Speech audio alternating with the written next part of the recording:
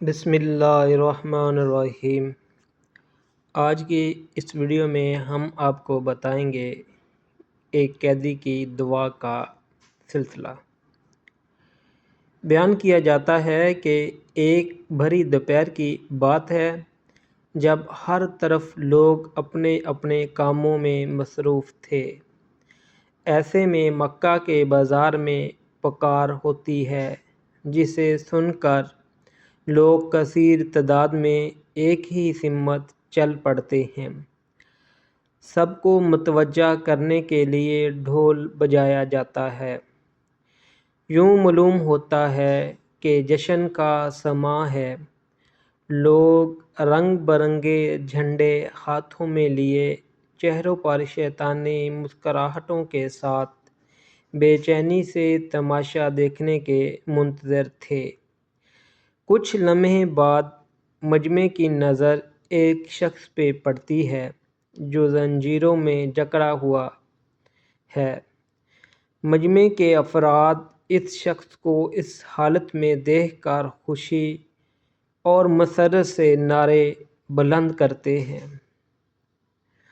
ظلم و بے بسی کا عجیب منظر تھا۔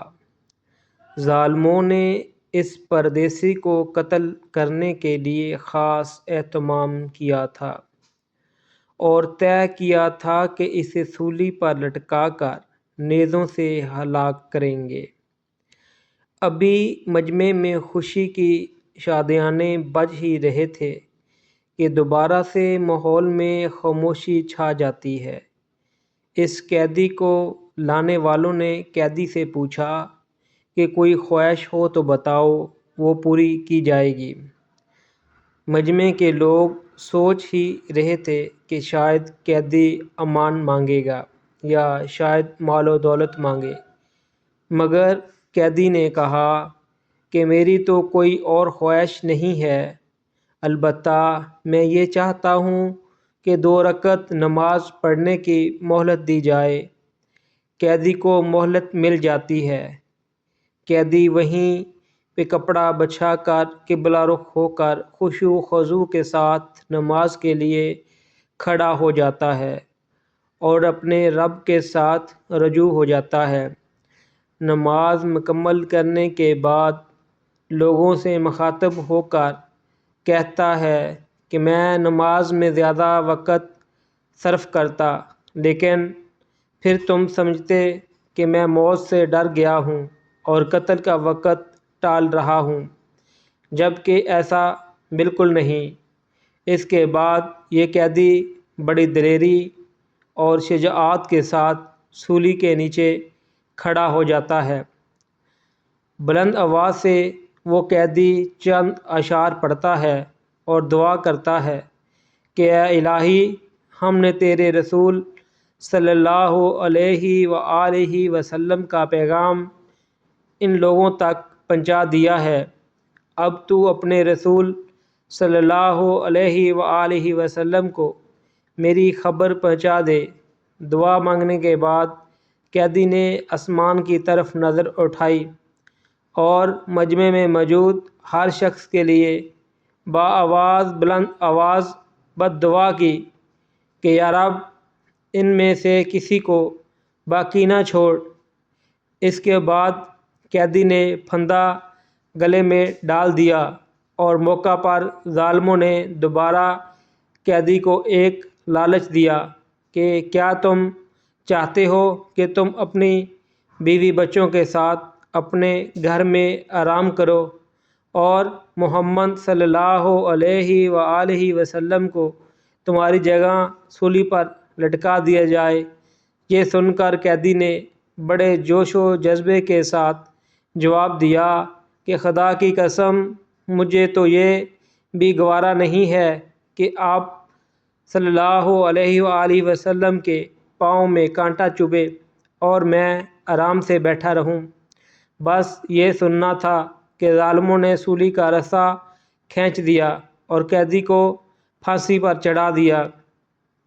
اس موقع پر جبریل امین علیہ السلام نے اس قیدی کا سلام رسول پاک صلی اللہ علیہ وآلہ وسلم تک پہنچایا۔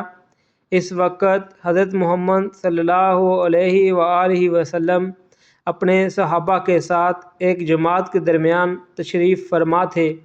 اچانک آپ صلی اللہ علیہ وآلہ وسلم پر وحی کی کیفیت طاری ہو گئی اور منہ سے بے ساختہ نکلتا ہے، وعلیکم السلام یا حبیب۔ صحابہ کرام حیرت سے آپ صلی اللہ علیہ وسلم کی طرف دیکھتے ہیں۔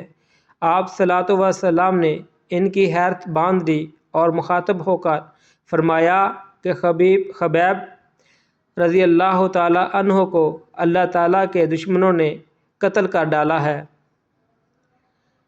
جب یہ جبریل امین مجھے اس کا سلام پہنچانے آئے تھے، خبیب رضی اللہ تعالی عنہ مدینے کے ان خوش نصیبوں میں سے تھے جنہیں ہجرت کے قبل اسلام کی سعادت ملی۔ جنگ بدر کے 313 بہادروں میں آپ کا نام بھی شامل ہے۔ آپ نے اس غزوہ میں مشرکین کے ایک بڑے رئیس حارث بن عامر کو جہنم وصال کیا تھا۔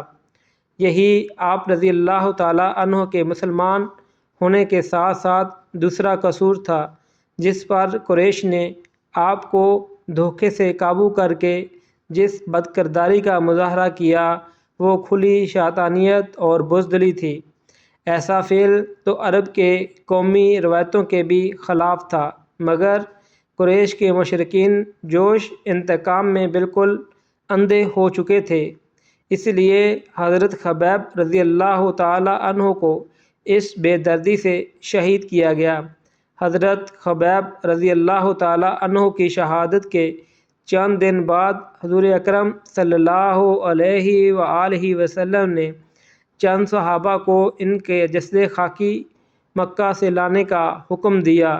حضرت زبیر اور حضرت مختار رضی اللہ تعالی عنہ نے مکہ پہنچ کر جب آپ رضی اللہ تعالی عنہ کے خاکی سولی سے اتارا تو یہ دیکھ کر حیران رہ گئے کہ آپ کا جسم بالکل تازہ ہے، آپ کے زخموں سے ابھی تک خون ٹپک رہا ہے۔ بے شک حضرت خبیب رضی اللہ تعالی عنہ ایک جلیل القدر صحابی تھے جو کہ آپ صلوات و سلام سے بے حد محبت کرتے تھے۔ آپ رضی اللہ تعالی عنہ نے غزوہ احد میں بھی بہادری اور استقامت کا مظاہرہ کیا تھا۔ آپ رضی اللہ تعالی عنہ وہ صحابہ ہیں جن پر رسول اللہ صلی اللہ علیہ وآلہ وسلم نے بھی سلام بھیجا۔ اللہ تعالیٰ سب کو قلب سلیم عطا فرمائے اور قرآن اور حدیث پہ چلنے کی توفیق عطا فرمائے، آمین۔ اگر ہماری اس طرح کی اسلامی ویڈیو آپ کو اچھی لگے تو ہمارے یوٹیوب چینل کو سبسکرائب کریں، ویڈیو کو لائک کریں اور شیئر ضرور کریں۔ آپ کے تعاون کا شکریہ۔